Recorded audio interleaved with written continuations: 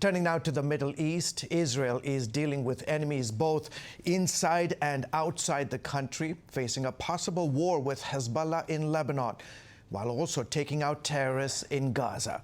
Julie Stahl brings us that story from Jerusalem. Israel says it targeted and killed a number of significant Hamas terrorists who were operating from a command and control center embedded in a humanitarian area in Khan Younis. According to the IDF, the terrorists had carried out attacks against IDF troops from the control center and were directly involved in the execution of the October 7th massacre. The Gaza Health Ministry says at least 19 people were killed in the strike on the tent encampment, but Israel says it took numerous steps to limit the risk of harming civilians.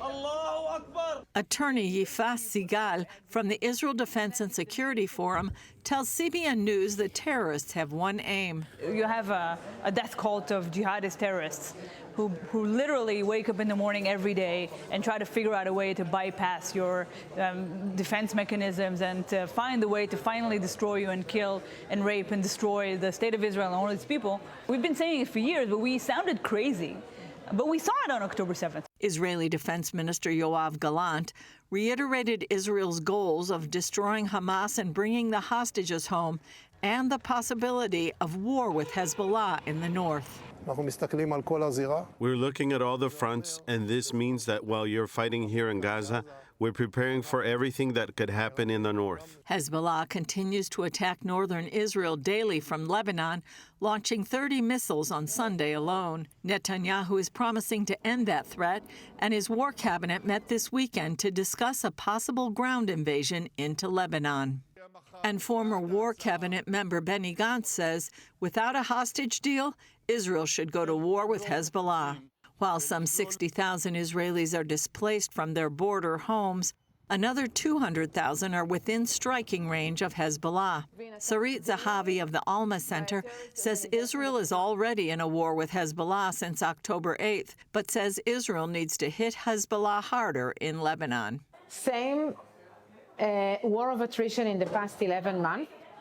The only difference is that we see more shooting to areas that are not evacuated, like where I live. There was a hit of a drone in a building of 13 floors. The drone struck in the middle of the day, damaging the building but causing no injuries.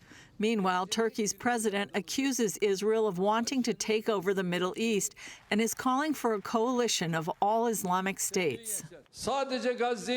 They are already declaring that they will not be satisfied with occupying Gaza alone. That is why we say that Hamas is resisting on behalf of all Muslims. This is why we say that Hamas is defending not only Gaza, but also the lands of Islam and Turkey. But Zahavi says the world needs to understand who is really behind the war and what it's about.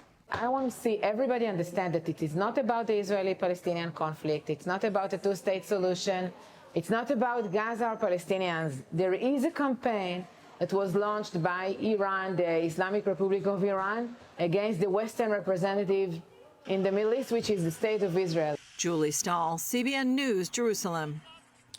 That head of the terror octopus in Tehran, the regime in Iran, Gordon, continuing to spawn trouble in the region.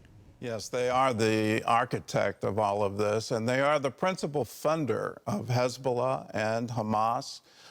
It looks like they all get their orders directly from Tehran.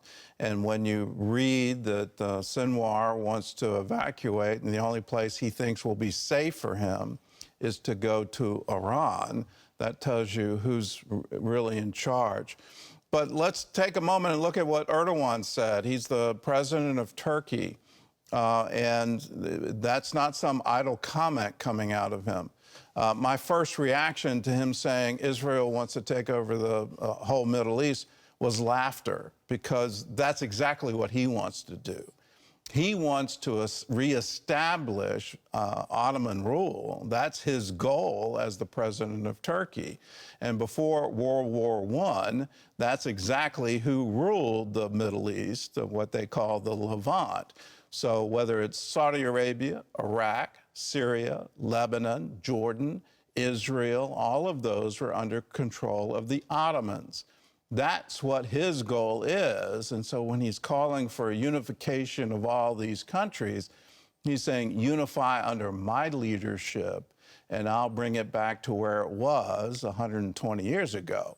So that's his goal. And when you read the Bible, coming out of the north is a coalition of nations, and their goal is to attack Israel.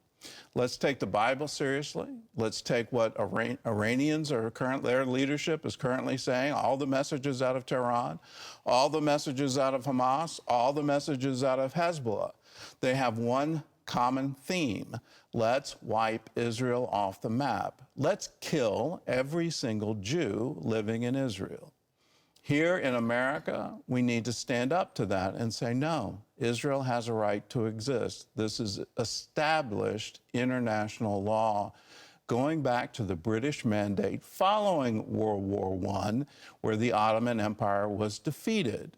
And all of these nations, Syria, Lebanon, Saudi Arabia, Jordan, were all created. And with that creation was the creation of the British mandate for Palestine that later became Israel. Let's honor that. Let's stand with that, because that is the right thing to do.